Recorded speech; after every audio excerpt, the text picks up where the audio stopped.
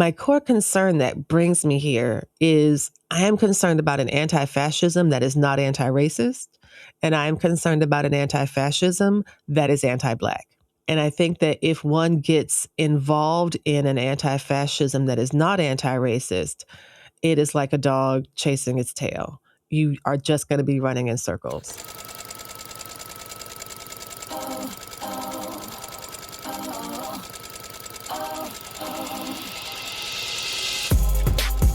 Hello, Stitchers. Welcome to Stitch Please, the official podcast of Black Women Stitch, the sewing group where Black Lives Matter.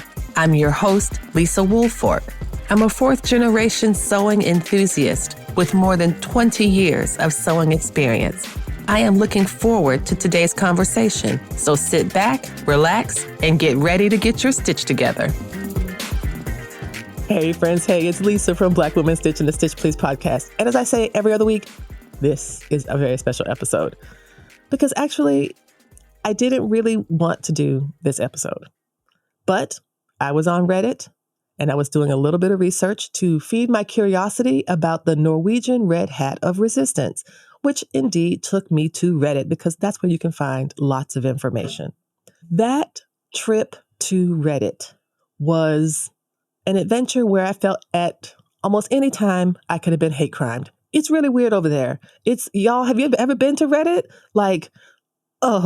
But I went to the anti-fascist knitting thread, convinced that, of course, as opposed to like the regular Reddit knitters, I would find the anti-fascist knitters and it would be cool. It was not. Because as I was scrolling and reading and learning about people's feedback and responses to this Norwegian Red Hat of Resistance, I found a post that had been prompted by a Black woman and her critique of the Red Hat. A Black woman maker had said that she found the Red Hat to be performative and she found it to be virtue signaling. As a result of that, this post went on for about 300 comments. And of course, me being a nerd, I read every single one, looking, reading. Oh, that's interesting. And then I find that they mention this woman by name. Who was the person they were asking? Who was the person that didn't like the hat? Who was the person that said it was performative? Who was the person that said it was virtue signaling? And then they put her name in there, which is exactly how I find her when I go to Instagram. And I thought, and I said in a comment, I said, this is foul. You are wrong for dropping her name in here and not tagging her. This is wrong to be talking about her behind her back like this.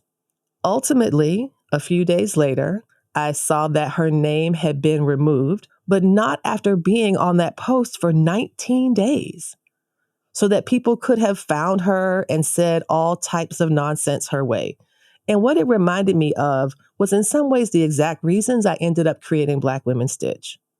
That even in spaces that are meant to be progressive, that are meant to be for the liberation of all, we find that the opinions of Black women are unwelcome unless we are celebrating what is already being done. And unless we are applauding, we must be enemies of progress. That is not true. And today's episode is going to talk about why. I started Black Women Stitch because I did not feel safe in a quilting community. This was a community of people that I had been with and had known for about 15 years.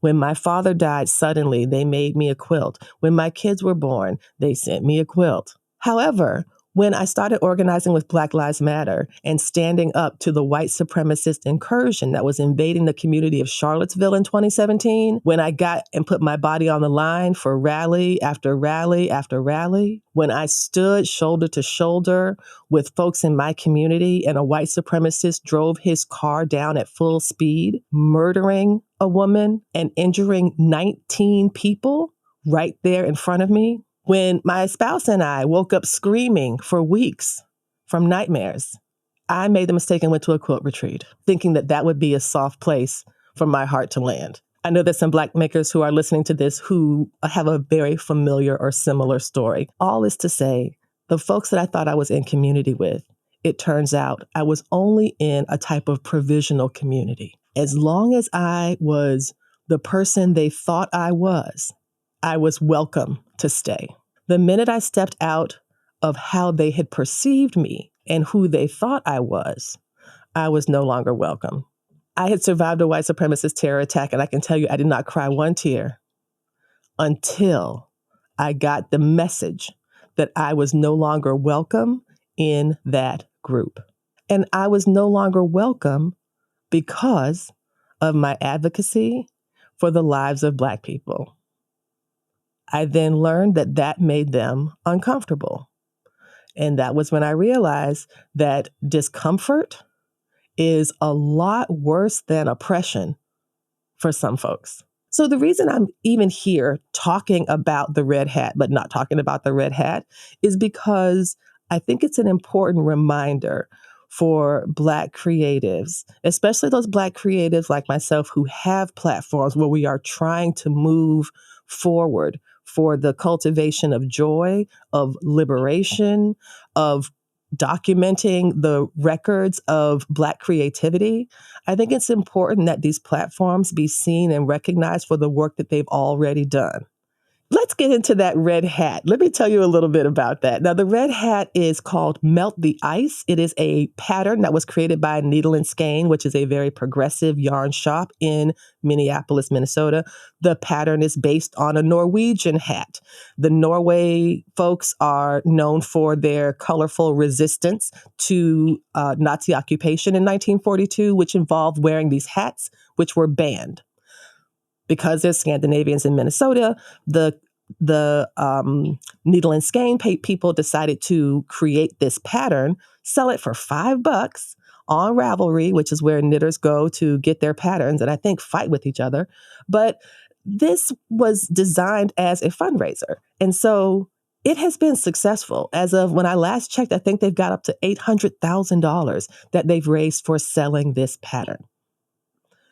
The challenge becomes that the hat has become a sign for some people of your willingness to care about anti-fascism. Hey friends, hey, it's Lisa from Black Women Stitch and the Stitch Please podcast. Our Patreon community is growing and we'd love to have you in it. We recently updated our membership tiers and now it's easier than ever to support the work of Black Women Stitch while getting exclusive perks just for you. You'll find full-length talks, behind-the-scenes updates, bonus episodes, and access to videos from the podcast and beyond. Your support helps fund the podcast, pay our team, and keep this movement going strong. Every dollar truly makes a difference. So if you've been thinking about joining, now is the perfect time. Black organizations face increasing funding challenges. Community support closes that gap. Head to our Patreon community and choose the tier that feels right for you. And thank you. So let's talk about this red hat, though we're not really talking about the red hat. The red hat is something that comes to us from Norway.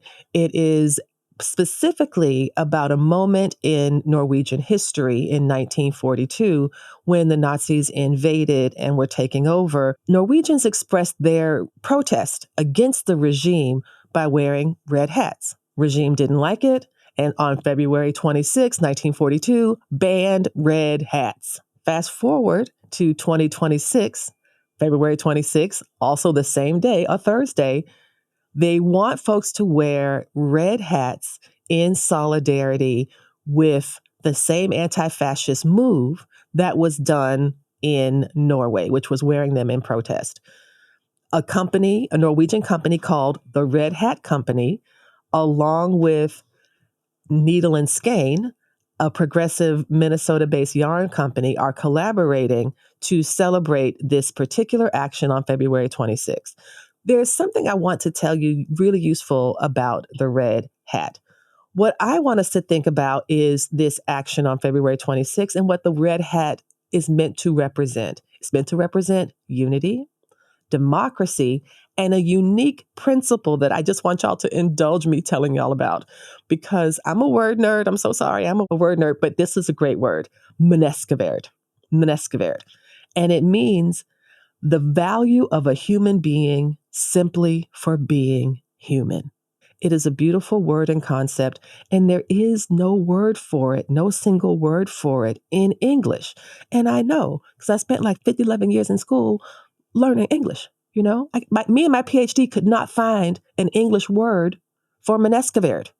If you know it, email me at blackwomanstitch@gmail.com. One word, though. Don't get cute. Don't give me a phrase. Give me one word. Menescaverde. The thing about Menescaverde and the value of a human being simply for being human is that that idea is fundamentally incompatible with America. It is fundamentally incompatible with America. Our origin story is not the story where every single human person is invested with Menescaverde and that we respect the Menescaverde of every single person. Our nation was created in terms of a declaration of our independence by someone who said they valued and that we as a nation should value that all people are endowed by their creator with certain inalienable rights. And among those rights are the rights to life, liberty, and the pursuit of happiness. They then proceeded to quickly alienate the shit out of those rights for Black people. We thought they were supposed to be inalienable, and we got totally alienated. All right? Totally. My point is what American history teaches us, and Black history in particular teaches us, is that there have been things done to Black folks that have tested the boundaries of what American democracy can handle. And this is now why we have the policing apparatuses that we have today. This is the reason why we even have a U.S. Marshal Service. That was part of this fugitive slave law. All of these things are, you really you scratch a little tiny bit of almost any American institution, and there's some anti-Black racism back there. Like credit score, anti-Black racism, all of that are things that have been done to Black people specifically through laws that absolutely minimize the value of our human worth. My purpose here in having this conversation is because I went into an anti-fascist knitting thread thinking that I would actually be talking with people who were actual anti-fascists and that their anti-fascism was mature, that it was robust, and it turned out to be neither. In fact, their anti-fascism was kind of knitting. And if you didn't want to knit the things that they wanted to knit, then I guess you were a fascist, even if you were a Black woman who had been doing this work for years and years. And that is, I think, the challenge that I want us to talk about is these crafting spaces show themselves again and again and again, whether it's a Facebook knitting group or a Facebook crochet group or an anti-fascist knitting thread.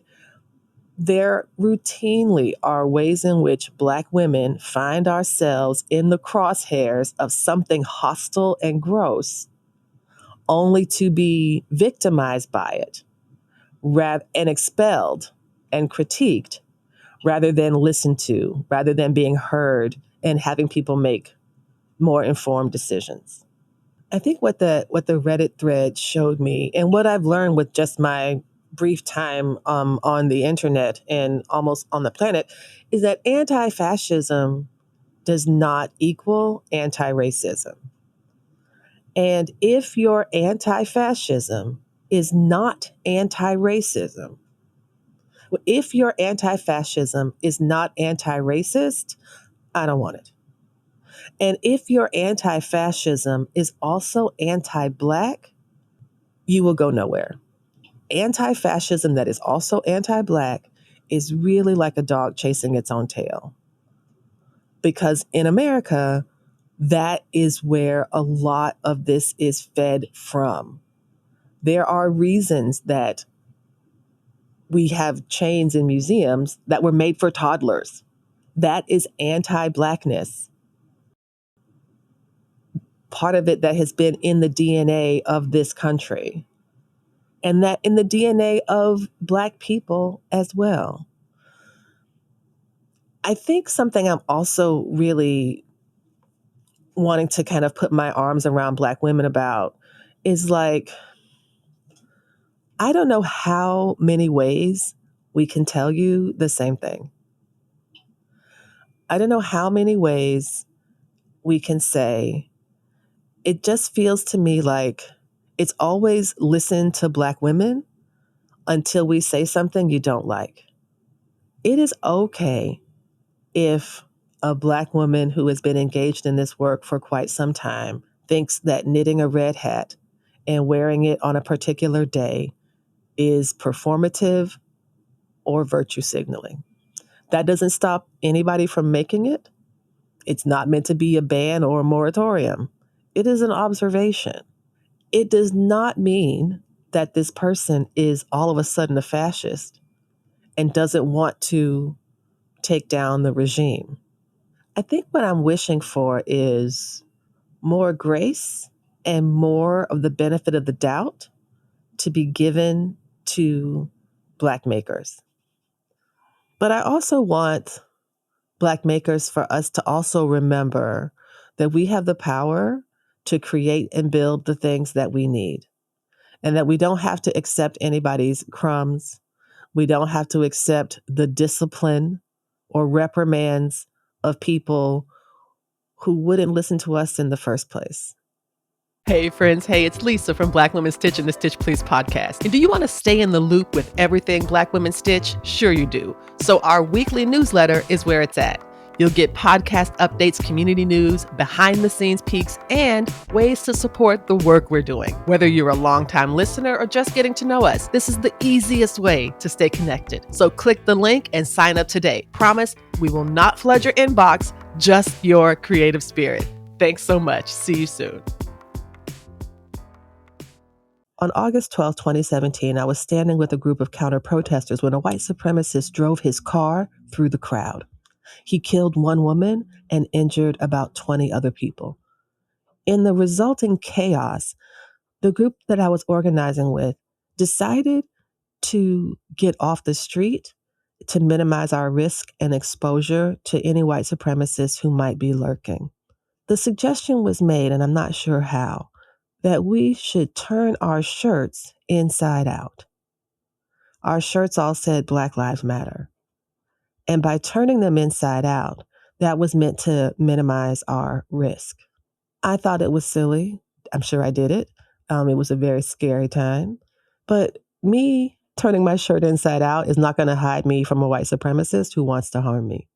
It doesn't matter what my shirt says. It matters what my skin says. And my skin has already told my story before a white supremacist knows who I am. Now, there was somebody who did switch his shirt inside out and was able to change his experience entirely. And this is a white supremacist. A white supremacist was photographed marching with the crew of white supremacists that had come to the town early in the day. Later on in the afternoon, that same man is photographed among us, among the counter-protesters, in a shirt that he has turned inside out. He was able to extract himself from the white supremacists and attach himself to the counter-protest simply by changing his shirt. So, to wrap up, let's talk about the hat. But we're also not talking about the hat. Congratulations to Needle and Skein, the yarn shop that has done this amazing effort, selling this pattern and raising so much money for much needed mutual aid. That is absolutely laudatory and worth celebrating. And it is not possible to have all of your anti-fascist energy stitched into a hat. The Black women makers that I know who are leveling critiques, those who have felt comfortable or felt like speaking out publicly, are leveling them not based on hostility to a hat. They are leveling these critiques based on their extensive experiences of working in predominantly white creative spaces and feeling unsafe and being unsafe, feeling unheard and being unheard. Black critique is not a dismissal. It's not erasure. It is not meant to shame at all. It is an observation based on experience, based on lived experience, both within the craft industry, craft communities, and beyond. Let me just say this, as the slogan of the Stitch Please podcast is that we will help you get your stitch together. The advice that I'm going to help us get our stitch together is this. We got a long ways to go. This fight, this struggle is a marathon and not a sprint. And it is important that if something makes you uncomfortable, and I'm speaking exclusively here to those folks in the anti-fascist knitting circle, in the anti-fascist knitting Reddit, and these places that want to do the right thing. Your discomfort is not an actionable offense. Your discomfort is a fundamental step toward growth and moving differently. Sometimes you have to sit with the critique. That's how we learn. And if you're not willing to learn, if you're not willing to listen, then how are we going to get out of this? I'm not counting on them to get me out of shit. I'm just saying.